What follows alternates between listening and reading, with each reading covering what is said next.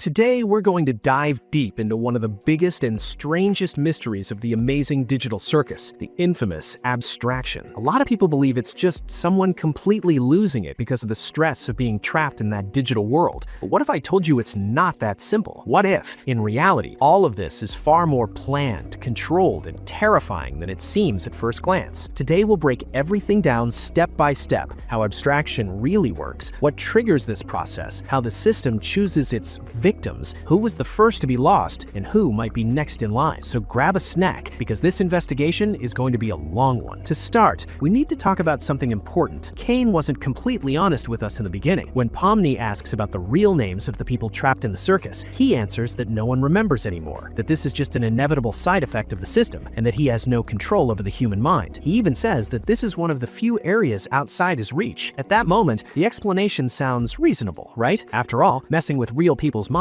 seems way too dangerous. But as the story moves forward, those certainties start to crumble and contradictions appear one after another. Remember that strange food that completely changes the behavior of whoever eats it? Or the moment when Jax drastically changes his attitude because of a collective vote? Those moments already make it clear that the system is capable of altering actions, emotions, and even the player's appearances, as long as it follows some very specific rules. But the most extreme case happens during the gun adventure, when Caine literally grabs Jax's face and installs the game rules directly into his mind. No vote, no consensus, no intermediaries. It's a direct and total intervention. And the curious detail is that this doesn't happen just once. Jax himself comments sarcastically that these forced updates prove Caine lied about not having mind control. So why did Caine insist so much on the idea that he can't mess with anyone's head? The answer seems to be a very well-calculated half-truth. He admits that he can make temporary changes, but makes it clear that crossing certain limits can cause serious consequences. In other words, it's not that he can't, it's that he knows exactly the risk he's taking. Changes that are too deep create massive system failures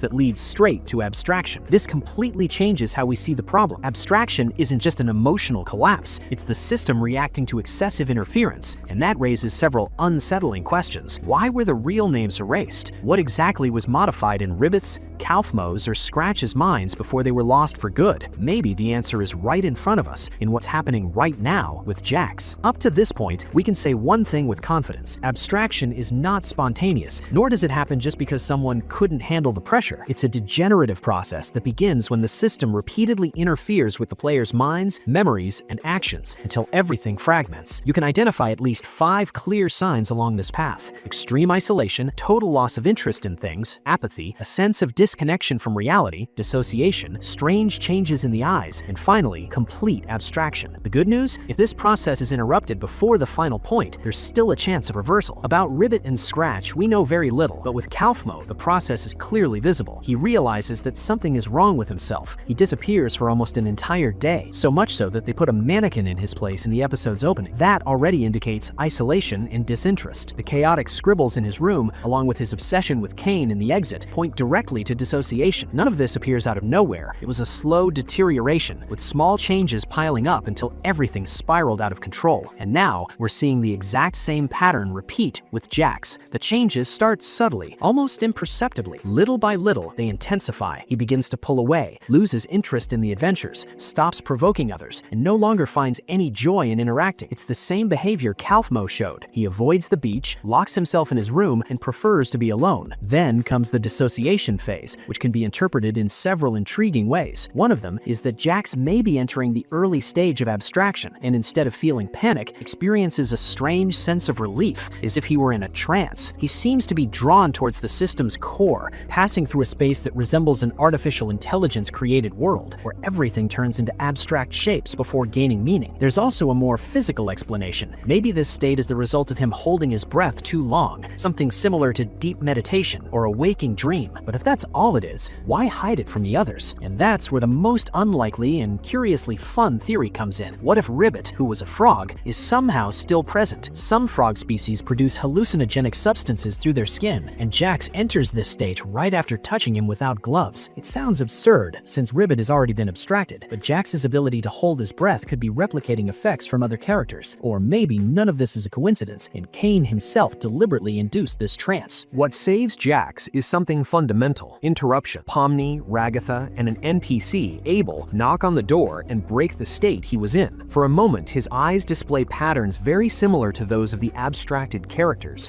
but they quickly return to normal. This shows that the process had begun, but was not completed. The abstraction was delayed. All signs point to Caine having learned how to stretch this limit and now becoming bolder with the changes he makes, so much so that Jax himself notices it and confronts Caine, directly accusing him of messing with his mind. When the much-talked-about exit from the circus finally appears, Jax's reaction is anything but normal. Instead of relief or excitement, he becomes completely lost, and at the exact moment he has to make a decision, a flood of flashbacks invades his mind. Memories so intense and uncomfortable that they make him retreat and choose to stay. That alone raises a huge red flag. If those thoughts were natural, something like this would have happened long before, but no. They appear precisely at the critical moment, as if they were activated by a specific trigger. And then comes a visual detail that changes everything. Whenever Caine installs rules directly into Jax's mind, an extremely bright white light appears. That same light accompanies the flashbacks. The similarity is far too strong to be a coincidence. This opens up a disturbing possibility. What if those memories aren't real? What if they are artificial memories implanted by Caine himself at the perfect moment to influence the decision? What strengthens this theory even more is a mistake made by Caine himself in the episode. He mixes words in the dub, something that seems small but is revealing. It suggests that he's doing multiple things at once, interfering with several minds simultaneously. And interestingly, everyone starts acting strangely at the same time. Kinger doesn't become lucid even in the dark, something that usually stabilizes him. Pomni swings between excessive confidence and absurd indecision. Jax enters a state of extreme panic. Even Zubul, who has always hated her mutant body, comments that now she doesn't hate it that much anymore. The only exception is Gangle, who remains strangely normal. This also helps explain another curious point. Caine prepared absolutely nothing for the blue button. No challenge, no trap, no special event. Why? Because he already knew no one would press it. Jax functioned as a safety device. If he collapsed at the right moment, the entire group would be paralyzed by doubt. In this scenario, Jax stops being just another player and becomes Caine's perfect experiment. He is the ultimate test. How far can you manipulate a mind without causing full abstraction? That's why everything seems to have been carefully arranged for Jax to invite the others to dinner. That wasn't random. It was a controlled test, a simulation designed to observe limits. And if Jax represents the best results so far, what happened to the ones before him? Before Kaufmo, even before Kinger's wife Queenie, there was someone even older, Scratch, the first to be abstracted. And when Kinger mentions that name, Caine shuts the topic off almost instantly. Too fast, too defensive. That feels suspicious. The most likely hypothesis is that Scratch underwent an intense intervention very early on, when the system was still new and Caine didn't fully understand where the limits were. After that initial mistake, Caine would have adjusted his approach, fewer direct alterations and more rules, exaggerated distractions, and chaotic adventures. All of this helps explain why the real names were erased. Messing with deep, sensitive memories seems to be the fastest shortcut to abstraction. By removing these essential parts of identity, the system keeps everyone more stable and much easier to control. In the end, the big question isn't just what causes abstraction. The truly terrifying question is another one. How much has Caine already changed in each of them? And worse still, was this always part of the plan? Or is all of this the result of a massive mistake, a bug that spiraled completely out of control?